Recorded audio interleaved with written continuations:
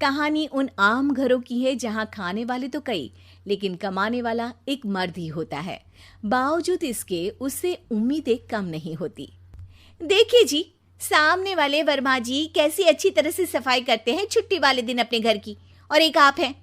अरे यार, उनके पास कार है, ऑफिस पास में है और हफ्ते में 2 दिन की छुट्टी होती है, तो फर्क तो पड़ता है ना। मेरी तो शादी ही गलत हो गई। अरे कोई मस्त लड़का मिलता, कमाता भी, घुमाता भी, घर के कामों में भी मदद करता, लेकिन नहीं जी, हमारे वाले को तो कमाने से फुर्सत ही नहीं, और कमाई भी ऐसी कि कोई जरूरत पूरी ही नहीं हो रही है। सुनील बेचारा शीना को देखकर सोचता है कि शीना सही कह रही है। देखने में सुंदर है, घर का सारा काम कर लेती है, उसे तो कोई भी अच्छा लड़का मिल सकता था। क्या सोच रहे हैं? भागने का इरादा तो नहीं है? अरे नहीं मेरी प्यारी बीवी, मैं तो नहीं, पर डर है कि तुम नहीं कहीं भाग जाओ मुझे छोड़कर। शीला सुनील के मुंह से प्यार भरी बात सुनकर मुस्कुराती है।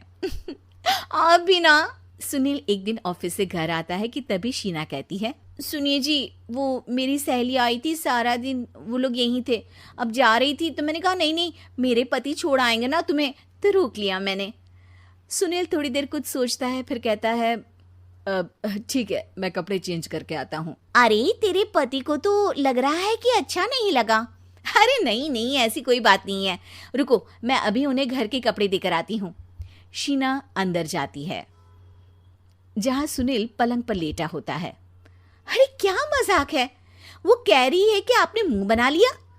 सही तो कह रही है, सुबह से अब ऑफिस से लौटा हूँ, एक कप चाय का तो पूछा नहीं, 20 किलोमीटर जाओ और आओ, और फिर कल उसी टाइम पर ऑफिस। अरे यार, मुझे गाड़ी चलानी आती ना तो बोलती भी नहीं आपको, और कौन सा रिक्शा खींच कर जाना है आपको। सुनील अब क्या बोलता। रात देर से आता है और सो जाता है। अगले दिन शरीर दर्द हो रहा है। अरे तो मत जाओ ना ऑफिस, चलते हैं ना मार्केट घूमने, फिर पिक्चर देखेंगे और रात में खाना खाकर घर वापस। सुनील जब सारे दिन की थकान वाला शेड्यूल सुनता है तो वो सीधे सीधे ऑफिस के लिए तैयार हो जाता है। अब आए दिन शीना की डिमांड बढ़ती ही चली जाती है और सुनील उसको पूरा भी करता। लेकिन एक दिन, ए जी मेरा भाई आ रहा है, उसे 2 लाख रुपए की जरूरत है। हाँ तो मैं क्या करूं शीना, मेरे पास इतने रुपए नहीं है। हाँ हाँ पता है नहीं है, लेकिन किसी से लेकर तो दे सकते हो ना। अरे मैं किससे मांगू, मेरे तो जानने में भी कोई नहीं है जिसके पास इतनी बड़ी रकम हो। तभी वहां शीना का भाई शीनू आ जाता है। जीजा जी कैसे हैं आप? अब मैं ठीक हूँ शीनू, अचानक इतनी बड़ी रकम की जरूरत कैसे पड़ गई? अरे जीजा जी, वो बिजनेस शुरू किया ना, तो उसके लिए पैसे की जरूरत है, काफी हो चुका है, थोड़ा पैसा बचता है तो मैंने सोचा आपसे ले लूं। अब देखो, मेरे ऑफिस में कुछ लोग हैं जिनकी सेविंग अच्छी है, मैं उन लोगों से बात करके देखता हूँ। सुनील ऑफिस से किसी से पैसे लेकर शीना को दे देता है। शीना वो पैसा भाई को दे देती है। 2 महीने बाद, अरे यार शीना, वो ऑफिस वाला आदमी अपने पैसे मांग रहा है, कैसे दूं? अपने भाई से बोलो ना पैसे दे दे। अरे हाँ हाँ दे देगा, कहाँ भागा जा रहा है, आप उनको बोल दो कि दे देंगे। थोड़े दिन बाद, शीना वो आदमी मुझसे आज भी पैसे मांग रहा था यार, मैं तंग आ गया हूँ, ऑफिस जाते ही सामने उसका चेहरा दिखता है, क्या बोलूं, बार बार पैसे मांगता है। अच्छा मैं शीनू को फ़ोन लगाती हूँ, बात करके देखती हूँ।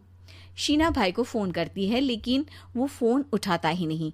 लगता है भाई कहीं ऐसी जगह है जहाँ नेटवर्क की समस्या होगी। सुनील अगले दिन दोपहर को ही घर आ जाता है।